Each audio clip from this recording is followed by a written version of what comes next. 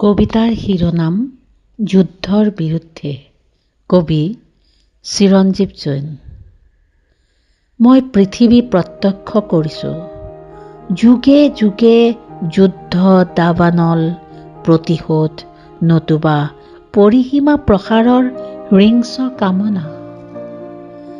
কাণ পাতি শুনিছোঁ নাৰী আৰু শিশুৰ ভয়াৰ্ত চিঞৰ, দেখিছোঁ অনেকবাৰ ভস্মীভূত চাই নৰকংকাল তেজৰ তুমুলনি নৈ।